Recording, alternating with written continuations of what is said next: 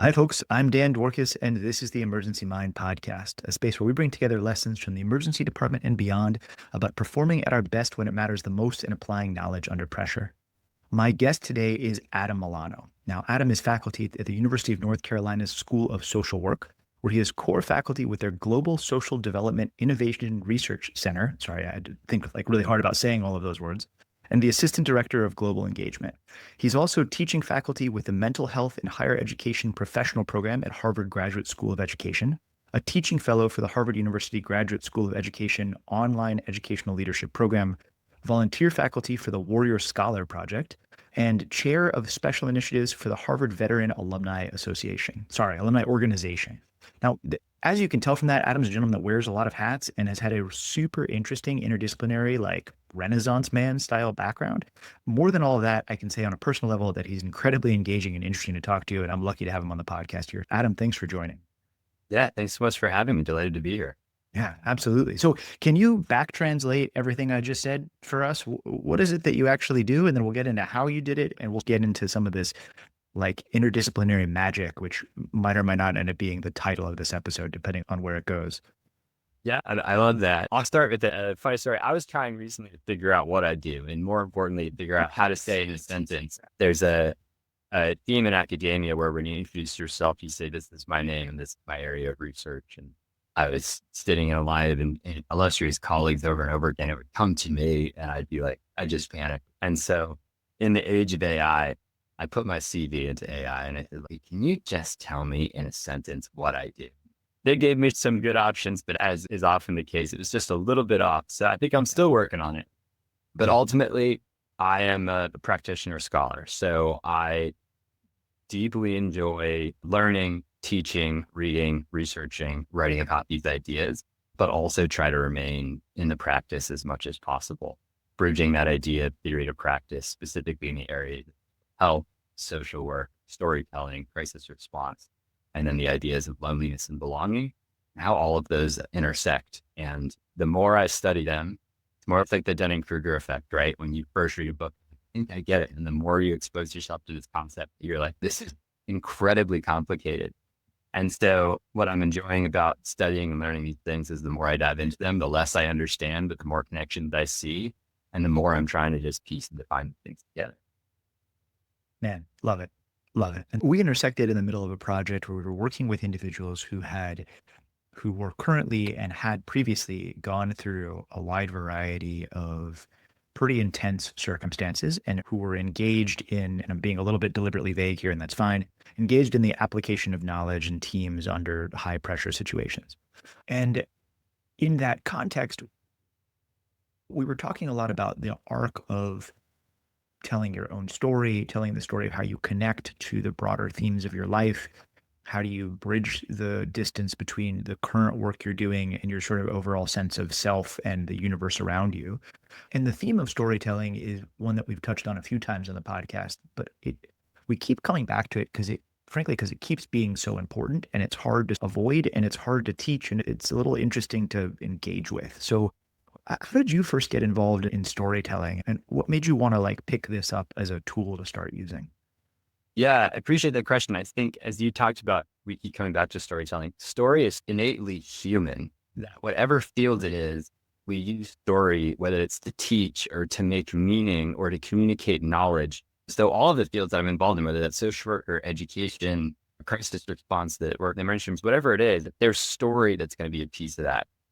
When you ask, how did I first get involved in storytelling? I think I came from a family of great storytellers, of not only making meaning through story, but I come from a family of educators and of those that communicate kind of the beauty of life and the wisdom of life through story, through example. I then was involved in theater, as we all do. We find something we're interested in when we're in elementary school, middle school, and I certainly enjoyed playing sports and enjoy these other things, but I really found a home in the theater. And as is the case when you are young and you're developing and figuring out what to do, I really attached myself to this idea, this home that I found when I was a performer at high school as well, and then continued to study theater in college. And that's where that love of story, but also maybe some of those people skills of how to tell a story really developed. One of the beauties, I think, of any subject, but I think especially of theater, is you are forced to really reconcile with who you are, what you bring physically, emotionally, how available your emotions are, your ability to communicate, maybe some of the physical or vocal takes that you have, strengths that you have, weaknesses that you have. And we can translate so many of those lessons that I learned in theater classrooms and theater studios to all of the work that I've done and the ways that I explain things or approach problems. To give a really quick example, the idea of receiving feedback and being able to react to it right away, or having an intense situation. I think sometimes people say, oh, that's something you learned in the military. People picture those drill sergeants being in your face and you stone facing and just reacting. Absolutely. I learned and grew that in the military, but I think I first learned that like on stage as a 13, 14-year-old. You pour your heart out in an emotional scene and the director says, I didn't believe you, do it again, but please walk here to here. And you just go, got it. And you go and you do that again. And I think that's where I first learned skills like that. But that's also where I learned how to approach thinking about your discipline.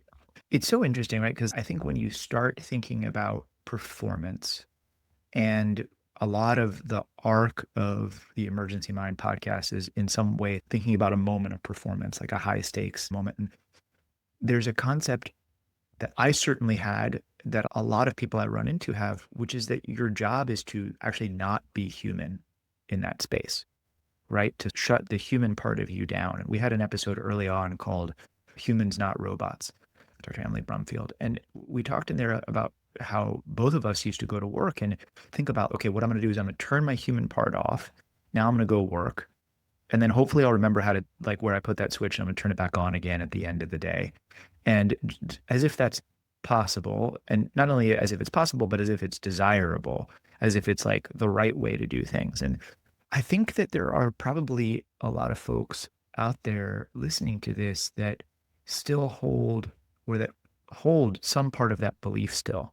And there's an interesting dichotomy there between that idea and the idea that you're saying that, no, actually, like, to connect to that through story, that sense of yourself is like a critical piece of your ability to perform at a high level at any of these tasks. How does that strike you? Where do you go with that? What do you do with that?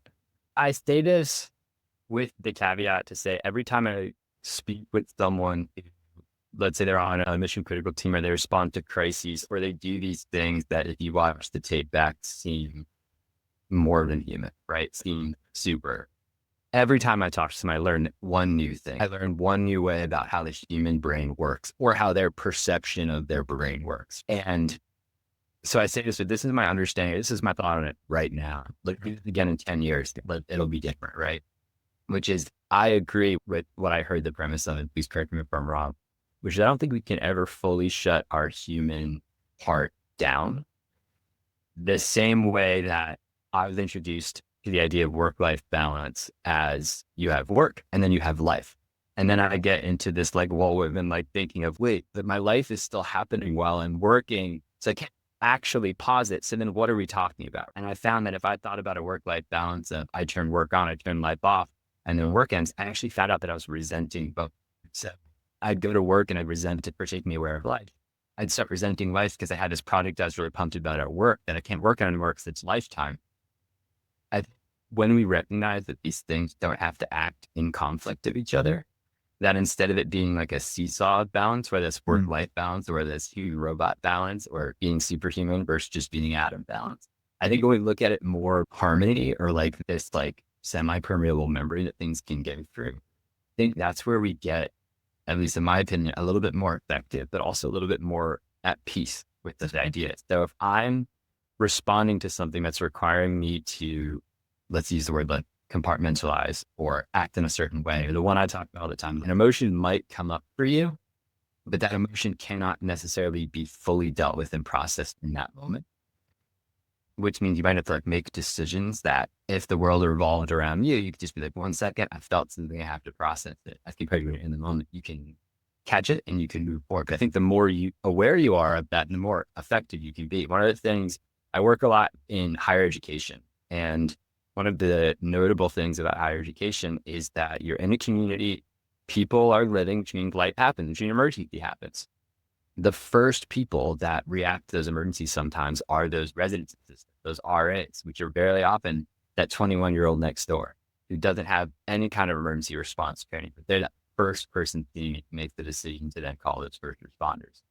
One of the things I talk about in training with them is the more aware you are of your kind of emotional and physical response to things, you can actually change the way not only do you process that situation, but other people process that situation. So if I feel fear and I'm not aware, I try to push it away. Maybe my shoulders are, maybe I'm yelling at people, maybe I'm doing this. I'm just not aware of it because I'm not scared, right? You are. But if I feel that fear and I go, I'm scared. So let me be mindful that my shoulders are relaxed. Then instead of pitching my voice here, I'm just pitching it right here. Inside, I could be feeling on fire. But if I'm talking to you like this, the situation's under control. I need you to go call this person. I'm going to stay with this person. I think the more aware you are of what those real emotions are, the more you have the ability, certainly not to control them, but not to have those emotions dictate your behavior, right? That there can be that separation. I'm feeling this, but my behavior can be this right now. It doesn't have to be this equals this. There's a difference between I'm going to take whatever I'm feeling right now and it's gospel and this is everything that exists and I'm going to let this thing run the show versus, no, I don't feel anything. Leave me alone. Let's get back to work versus somewhere in the middle where it's, oh, I feel this. And also now we're going to go do something else because this is what needs to get done. And I think there's an art obviously to balancing that. And in some sense to say that is nothing new or it's not a revelation. And like everybody listening to this does some version of that already, but to do it consciously as a skill, I think is somewhat interesting because it's not, there were certainly times in my arc where I'm not sure I always thought that was a skill, right? Sometimes I was like, oh, that person's really good at that. This person is not really good at that. Maybe that person was me, right? But, or I have to be better at this. I'm just going to figure my way through it. But the idea that you can work on and manipulate that and that I think the reason we're on this whole arc is as you're describing, like your time in theater to begin with, like that requires a leaning into these spaces and a sort of a fearless ability to like probe into that space that like, I don't think a lot of people in the paths that we're describing have done that with like emotion and feeling and thought in the same way that maybe they've done that with math, like whatever that is. Yeah. I think that's really interesting. And I think that's true in that we don't sit there and analyze it. But I think all of us are aware to a certain extent how we want to appear in a situation, and we take choices to do that. Now, there's a version of hearing that sounds really self-conscious. I want to look cool, so let me act this way. But I think there's also a version where we can watch a mentor or someone who's really good handle a situation, and we could be like, gosh, they looked so calm. And then when we're in that situation, we can even subconsciously be like, oh, I remember that mentor who had this app just was like, all right, guys, what we say. And then we just become them in a way that's not, maybe it's not super cognitive. So I don't want this to sound like I'm saying, see crisis, drop shoulder, like lower breath. These are also really practiced things. I remember once I had just started a job and we got the call that there was this emergency happening and we were like, how we're walking towards it. And I was brand new to this team. And I thought we're just going to take this second before we walk in to just not make the crisis about us and not burst through the doors all out of breath. And we didn't. We just went straight in. And I do remember that moment consciously going, I don't know what my heart rate is right now, but it's too high for me to be productive situation. So let me take those 2 seconds behind these people. I had these double doors closed, just take that big breath in, shake out my hands so that I come in loose to this situation. And I think taking those 2 seconds to just check in with yourself before you go is, I also don't want to sound like I'm saying, do these things so that you don't feel the anxiety, right? Sure. There's this great, I think it's a James Earl Jones quote that he talked about, the more he did theater, the less nervous he felt. And the less nervous he felt, the more scared he was to go on stage. Like you would like eat nerves or drive, we can dark, right? You might flow state. He needs to do this thing, as the legend goes, right? He do this thing in New York where he would be in his dressing room, he'd get ready, he'd be this consummate professional, and then he'd walk as close to the curtain as possible so he could hear the house fill with people. And when he heard the din of the crowd, he'd pick out specific voices. He'd start to feel in his body that level of nervousness. He'd be like, okay, now I'm ready to perform. Now, of course, performing means shedding all of that nervousness in its own way, but letting that be here. And so I love that, not only because it's that idea of this can work with you and you can kind of change your body around it, but also this idea of like, it's okay to feel the anxious in these moments. In fact, that can work as this superpower to you. If it works for the guy who plays Darth Vader, it can work for me. That's the way I look at it. That's a interesting litmus test. I like it. Yeah, there's some sense where we're talking about like the Yerkes-Dodson curve effect, right? Where you have to, the intuition here is being a guitar string, like not too tight, not too loose, but like having the right sort of tone to it. And I think that's really important. I certainly wish I'd learned that earlier. I have a very vivid memory of one of the first cardiac arrests that I was involved in. I was brand new to being a doctor, and the senior, and I was just like jacked up on adrenaline and like trying to do all the stuff. And the senior was just brilliantly controlling the room and looks at me and goes, "Dan, really good. I want you to slow down. Why don't you try to give those breaths at about 6 to 8 a minute? Can you do that for me?" And I was just like, what is happening? Like, this person is an alien. Like, how in the world? But then I was like, wait, I don't know. I could probably be like that. And that was one of the first sort of thoughts of, wow, maybe I could be like that. What does that look like? How do you get from here to there? Is it technical knowledge? Sure. But it's also all this other stuff, which is really why we did a lot of this emergency line stuff to begin with, is that it's not just technical things. But okay, so let's rewind here for a minute. So you did a bunch of theater. We've also put a lot of other stakes on the table that we haven't really dealt with. We have a military part of the career. We have crisis response and social work. We have storytelling. Help me weave these things together a little more. Sure. I went to performing arts high school, and then I studied theater in college. And there's a term, I actually learned it from Jason Sudeikis when he was doing an interview, called the ensemble arts. He talks about this idea of improvisational theater being the ensemble arts.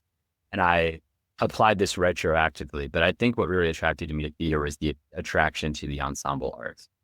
This idea that you have this product you're going to do, it's going to be in front of, depending on the show, 6 people to thousands of people, and you're working on it together. And it doesn't matter whether you're sick that day, whether it's rainy out or sunny out, whether you are injured or not injured, you're doing the show at a high quality every single time. And it takes a million different parts. I remember talking to a lighting designer. I was on the performing side of things when I first started talking to a lighting designer, and they said the best compliment someone could ever give me is that they didn't notice the lights, which meant that I did my role on this show. It's like, what an awesome way to contribute to this team and to hear it. Whereas the stereotype performers is you come out and there's the flowers and the applause and all that stuff. The lighting designers, no, said a word to me that means I did a great job doing my thing, right? Being that bass player in the back that holds it down. If it was mid, then you'd be like, what's going on? But when it's there, you're like, this is all working. In college, I started doing that RA work, and I just loved it and didn't know you could make a career out of supporting other people and helping community. I was really drawn to military service at that time. The plan was right after college to go into the military, and I had my packet all ready to go. I was about to graduate college. I had worked as an actor for most summers leading up to that. I did some outdoor guiding during college as well, and I was about to graduate. And a great mentor said to me, as great mentors do, he said, "Hey, why don't you, instead of going to the military, work a job here at the college for a year?" And I said, "No, I have this packet going. The U.S. military has been around since 1775. It's not going anywhere. Work this job for a year and then go do it."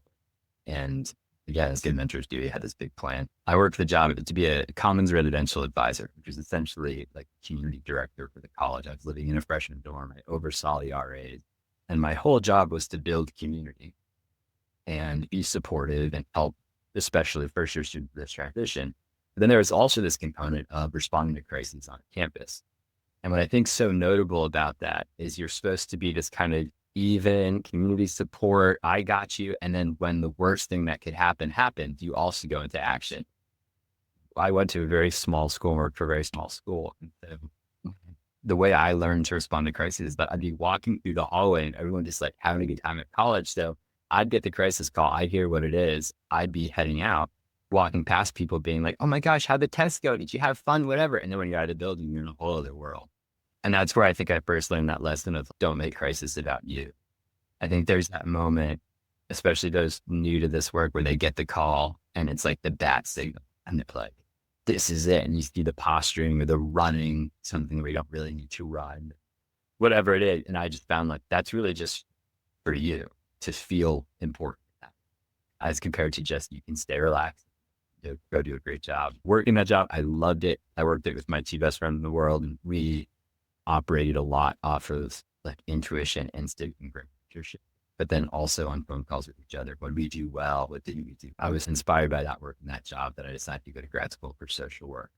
Didn't go to active duty, went into the reserves. And then as soon as I got my degree, joined active duty as a social worker, did that in the military for a while. While I was in the military, did the doctor of social work and went back to study some education administration and leadership, and then came out, went back into higher ed administration, and now I'm a faculty. So that's how that trajectory went. Themes all over the place, but at the time, of course, it seems like this straight line.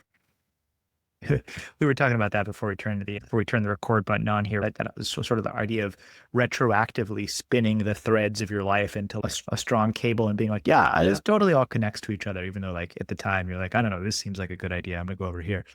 Yeah, that ties into story, right? We make meaning out of the things. And I think especially in the Western way of thinking, we try to make it linear, right? There's this idea of story that I actually first heard from Trey Parker, Matt Stone, who were doing a presentation. They're the writers of South Park. And they talked about the story should be like, this happens, so this happens, so this happens. I did this and then that. And I think when we talk about our life, we go, I did this, so this. Meanwhile, if we actually rewound, we'd be sitting there in front of a job board or with a partner or whoever being like, I don't know what to do. I remember asking a mentor once, how'd you decide you wanted to do this? And he's, yeah, I don't know. I don't know. Really wasn't sure. Just wandered around. I was like, God, there has to be more choice to this thing. There's a form of therapy called narrative therapy out of, I think, Australia, New Zealand, by this guy named Mike White. And he talks about this idea that our life is the infinite pieces of data. And if you picture on the screen all these different data points, and that when we tell our life story, we tend to pick a few data points and then draw that line and we go, that's my life. Whereas if we had picked different data points, maybe it's a different and so this, right? Maybe it's a different and then.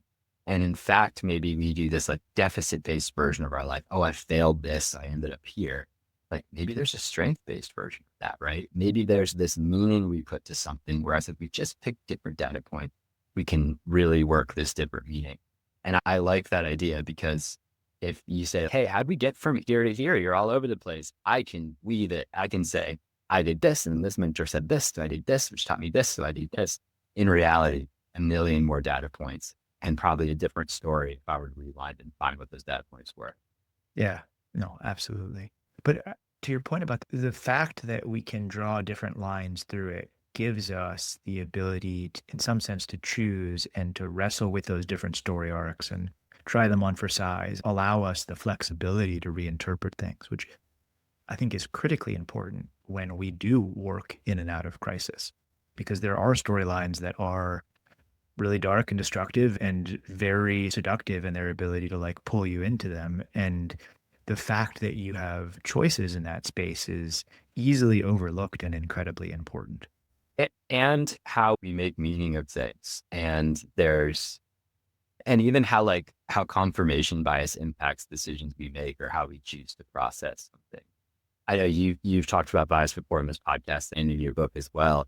Like bias is its own version of story, right? Like we've gotten information, even the order in which we get information can dictate the choices that we make. There's a book called, it's by Will Storr, but it's about storytelling, it's called The Science of Storytelling. And he talks about like our natural thing as humans for ourselves, the center of a story. Whereas I find very often, if I remove myself from the center of whatever kind of emergency or crisis situation is occurring, I actually work a lot better. I'm not the main character. The crisis is not about me. I may be playing a supplemental role here. And very often as someone who's not an EMT and not a doctor, I am playing a supplemental role. I remember one of the first calls I ever went on, I was like, what can I do? And the EMT looked at me and he goes, what can you do? And I was like, strong boy. And so I ended up holding a door, which for me was the essential function. That's also important. Yeah. It can be. I also learned so much in that one moment. Telling people to hold a door is important eventually, but also it's so great to give someone who wants to help a job, especially when they're looking at you with eyes the size of quarters and they're like, what can I do to help? And you're like, I need you to go to that other room and open that door. And they're like, oh, I got it. And you're like, first of all, I know that door is going to be open the way they just said yes to me. But also, secondly, we might need them to get out of this moment right here. They're eager to help and standing right between me and the thing I'm trying to do. Not everybody in one of these ensemble art pieces is on stage at the same time, right? Yeah, absolutely. There's a guy named Del Close who wrote the book Truth in Comedy, and he's the father of improv comedy. And he talks about this idea that as an improviser, it's my job. You and I are on stage together. It's my job to make you look like the best improviser in the world. And it's your job to make me look like the best improviser in the world.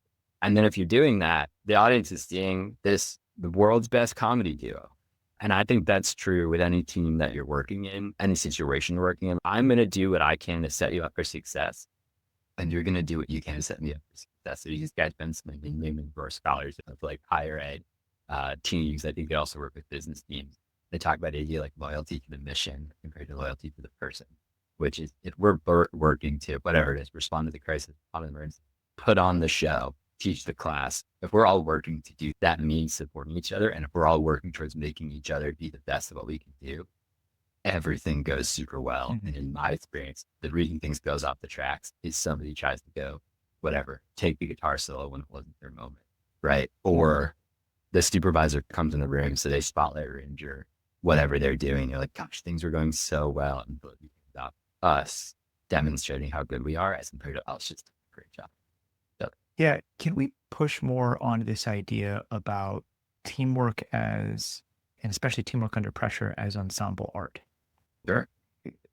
And we're talking this sense of, all right, loyalty to mission, the components of devotion to making the other people on the team look good, the concept of not making the crisis about you, the thread from our friend in the lighting department being like, my job is to be excellent and invisible. What other things go into that space? So if I was going to tell you, Adam, I need you to teach ensemble tactics to this group of people. What else goes in that space? Yeah, I'll give you one really. First of all, I think it's infinite things. The more work that I've done, the more I've remembered the training things from theater. And it's just, I do think that there's an untapped area of ensemble arts translating to mission critical teams or crisis response or whatever you want to call it. One really explicit example, and I can remember this like yesterday. So I went to Performing Arts High School, and then I did my major in theater. So all of my language and the way that I communicated things were through these theater classes. Like that was like the way I came up. And I went to a Marine Corps, like you did those trainings before you're supposed to go over to OCS. And I went to this, like my first Marine Corps training, Saturday training. I remember we were doing some kind of exercise, and it was, he said, I can't remember, but he said something like, I need you to keep your eyes forward and look at me. And that's one of those like Marine Corps things that just breaks your brain and people panic. And I remember being like, oh yeah, that's soft focus. Like I remember doing that when I was 13 at Bergen County Academies with Rebecca Starr, our incredible acting teacher, having us walk around the room, look with our eyes forward, but keeping in, like having everything around you be there. And it's that also showed up in athletics as well, that as you have soft focus. But it didn't have words, right? In that Marine Corps training weekend, it's keep your eyes forward and look at me, and people panic. Whereas in the theater, we go, have soft focus, open up your aperture, which is that idea of be aware of those things that are happening around you. So one answer to this is that we look at people that are already doing ensemble art in some sense. And we're like, how do you get there? What are the building blocks of it? And because there's a whole, I'll admit, I have long thought about resuscitation as a team sport as opposed to as a individual thread. Part of that came from how I was trained. Part of that came from working in places where you're the only doctor. And so you can't possibly only do it yourself. You have to have the rest of the, like, there, even if you wanted to be the only guitar solo, like it's just never going to work. But the idea of treating it as ensemble art is really appealing. I feel like we've had at least one episode called The Art of Resuscitation. We might have had two over the years. But it's interesting to think about who else does ensemble art and how do you do it? Because at some level, promise this is going to come back to what we're talking about, but at some level, this is also the conversation about drone swarms. right? You have swarms of Yeah. drones and they have to communicate with each other and they have to accomplish a mission and they're each autonomous agents with their own capacity. And somehow you have to get them to behave in a coherent function. And that's emergent as the space changes around them. And it's the same conversation as human machine teaming and AI and all these other things that we talk about. It's all this idea of each person can bring one piece of the puzzle. And so, what are the skill sets at a really fundamental level that you have to do? The other day, we were breaking them down into, let's see if I remember this. I made it up. Let's see if I remember this: operate, communicate, coordinate, and I think the last one was supposed to be evolved. We made it recalibrate. So it like Yeah. matches the flow of everything else, right? Yeah. But it was basically, okay, you got to do your job. You got to communicate your information with the other players around you. You have to then coordinate. So it's not just enough to tell each other. You have to act on that shared knowledge. And then you have to do some recalibration step, which is like your OODA loop or your like, Yeah. hey, what is this working or is this not? And if you take it to the bare bones like that, then you're getting into, all right, how do we teach people those things?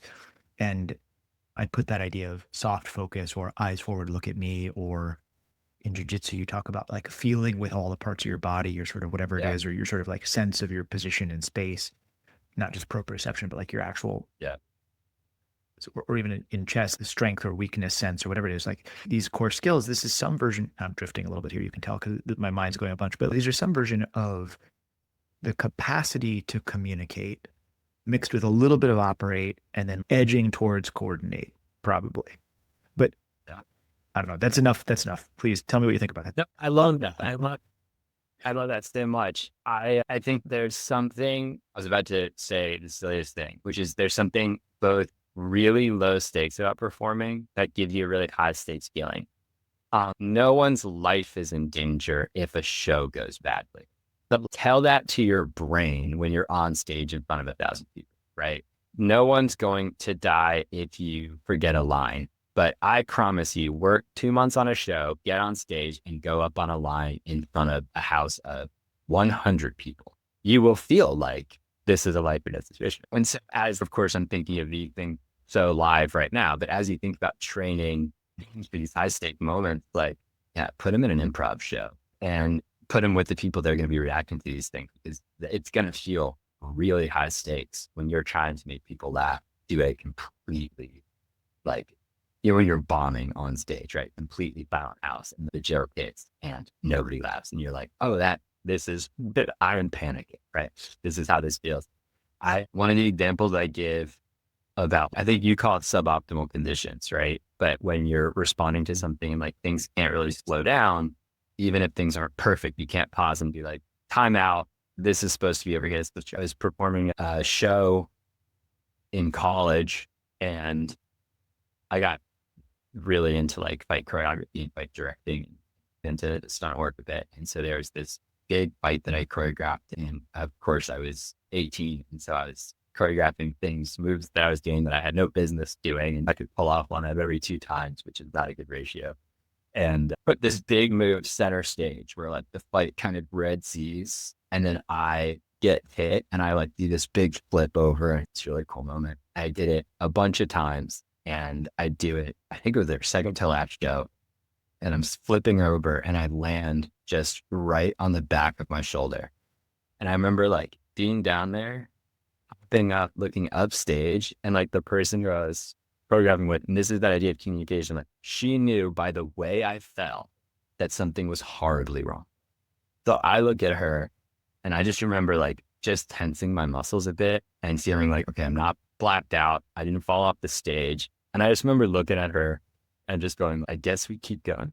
There's something about that show and that community and that ensemble where you feel like, you know what, we have to do this in suboptimal conditions. We have to push through.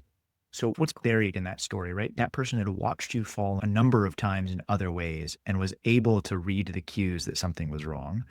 And you were able to have this invisible piece of communication about it. And so teams that spend a lot of time working together can develop that skill set through repetition of the same or similar tasks. So if you and I are going to do a thing together, that's why we do rehearsal. That's why we do practice. That's why we do that, because we're able to read each other's signals a little better. this gets more complicated when we start introducing things like swarm teams where you and I have never met before. We've never done this thing before. And now we're trying to have this communication and coordination and synergy. And I'm like, I don't know, is that what your shoulder always sounds like? I'm not honestly sure where I'm supposed to fall. Yeah. Like our cues have to be a little more obvious. Our protocols for communication have to be set up a little bit differently. Our, if you want to geek out in math instead of theater here for a minute, like your series of priors and your particle belief system or whatever you want to use for it has to set up in a different way so that you can be like, all right, what do I expect to happen and what am I looking for and what's my next step? But ultimately, it's still this skill of performance as an ensemble of sensing and acting at the same time as you're moving forward. And allowing yourself to, you said it, communicate these intangible ways, right? So I think establishing, again, it's like the both and that exists, right? So like establishing closed loop communication, establishing clear routine, clear communication is vital. Knowing the policy that we follow, while also allowing those intangible communication pieces to occur. So you're like super on top of this. I'm not going to mess up that flow because I think you're in a flow state. You're doing great. I'm about to give tangible examples, right? I see you shaking or I see your eyes. Maybe something just feels off and I feel the impulse to just go, you got this, right? Or the impulse just to touch you, right? There's this kind of theme in theater of breathing together before you go on stage. Adam, I don't know if this is science-based, but let's just say that Adam Driver has this idea that when you see a show, the audience actually, if they're really invested in the show, they all are breathing at the same rate. Now, I would love to test this or see if there's a study that says, do we do this together? But I think that idea of breathing together, even if it's like a swarm team or you work at the same place, like that hey, let's take a breath in and out, that lifeblood fills you, like you're doing that piece together. I also think whatever the intangible thing is, and maybe this is something you've explored in your work, when the stakes get a little bit higher, I think we communicate in those ways a little bit faster. I'll give one quick example, and it's, again, the recent example that where you put my head today, which is we used to do this warm-up game called Middle Word. And what would happen is you and I would look at each other and we'd say, let's just give a random word. So it'd be like, whatever, tree and truck. And I would say like on three, let's say the word that exists in the middle of that word. And it wouldn't be the combination of those words, right? But it would just be some abstract thought. And so the way it goes a million times is you work with a team and it takes you like 5 or 6 times and it's funny. And then you're like, oh my God, that's what I was thinking. The more you work with the team, the more you start seeing patterns and I can anticipate what I think you think between two. But it's fun and it's a great time. So we thought in this one group I was in, we were performing at a theater in Boston. And we were like, oh, let's play Middle Word in front of the audience because they'll be so excited to do this with us. The difference is now we're in front of an audience. Now we're performing. So we're all super hyped and super aware. So we get 2 random words from the audience and we anticipate it to be 5 or 6 tries and then be with it. We looked at each other and we got it on the first word, like instantly. And it was like, oh, that shouldn't have worked that way. How isn't that funny? Let's do another one. So we asked the audience for 2 more words and we looked at each other and we did it again. And so now it was like, it's looking more like a magic trick than it is like this fun opening game that we played. What we found out was like, what's the difference between us doing this a million times, us doing this in Boston, is we were so heightened that we just locked straight in on whatever it was. And so I think there is something to that when we are in this state of heightened awareness, I think we do, if we focus on other person, I think we do get a little bit more dialed in. Call it a flow state, call it whatever, with that person. Man, I actually have so many questions about that. How do you play that with an audience? How do you play that, like not just in front of an audience, but with an audience, and you're getting the room to shout back answers at you and share that communication and that thing? There's a huge arc here into Michael Platt's work and team synchronicity and that sort of thing. And then there's also, and this was subtle, but I really want to draw it out when you're describing how you all play the game, right? In the first couple times that you're warming up, you're like, oh, we're going to say tree and truck. And like, all right, my word's fire, by the way, because fire trucks and trees and cats and things. Right. So, yes. But it's that piece right there. It's, hey, I picked fire. Here's why I picked fire. Because I want you to have a glimpse into my thought process of the thing.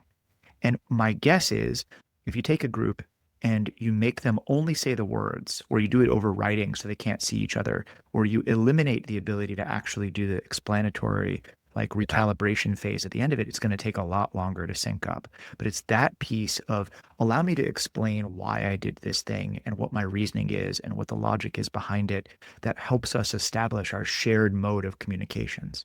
Even at a basic level, man, if like French is my first language or whatever, and I hear those words and I think about French counterparts to them, and then I back translate to English, that's going to be a very different part of the space of all potential words that my brain's going to explore. So if you know that about me, then you can operationalize that. And we're doing that loop of operate, communicate, coordinate, recalibrate, and we're figuring out how to coordinate because we're recalibrating our like initial sensor suites to do this kind of stuff. Yeah. And I know I'm like stuck in drone swarm land here, but I've been thinking about that a lot lately. And there's this art of like, how do you let a system self-organize and learn about itself? And Yeah. like that ability to be like, why did you pick that word is so crucial to that space. And I love this because it's where the both and comes back up is in the performance space.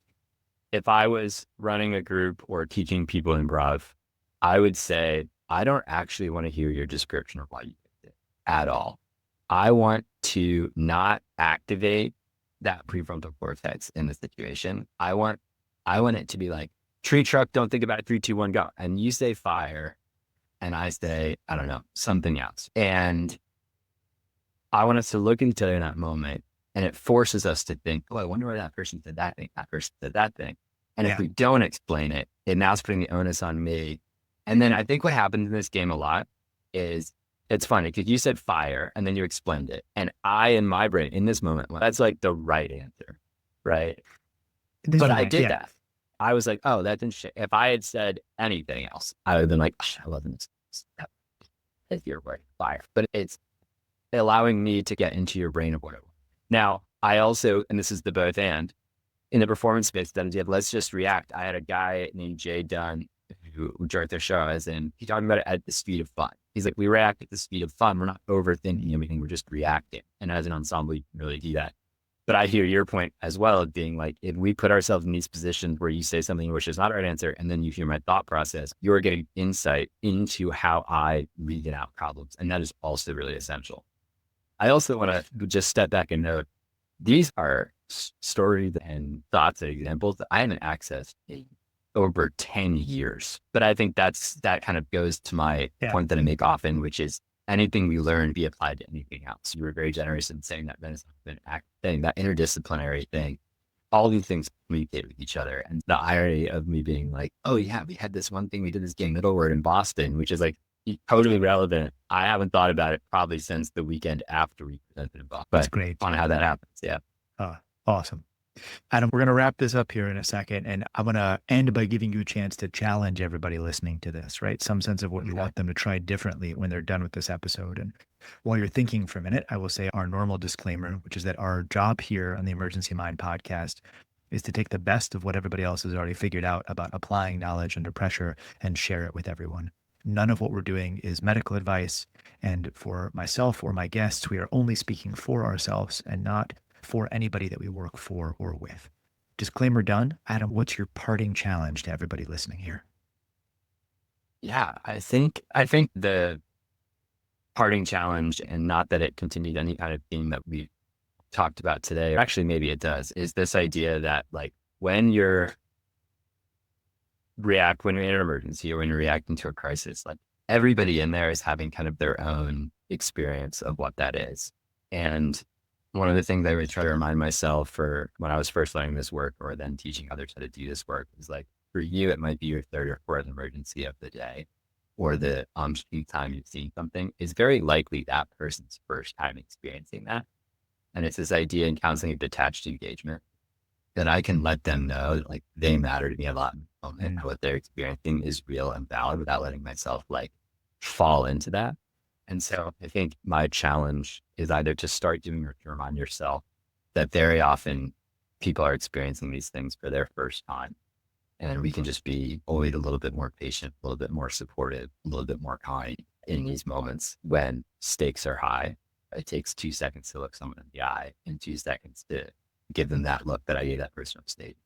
Yeah, we're doing this. I'm with you though. We got this. So I guess that would be So cool. Adam, thank you so much for joining the podcast. yeah, thanks, Dan.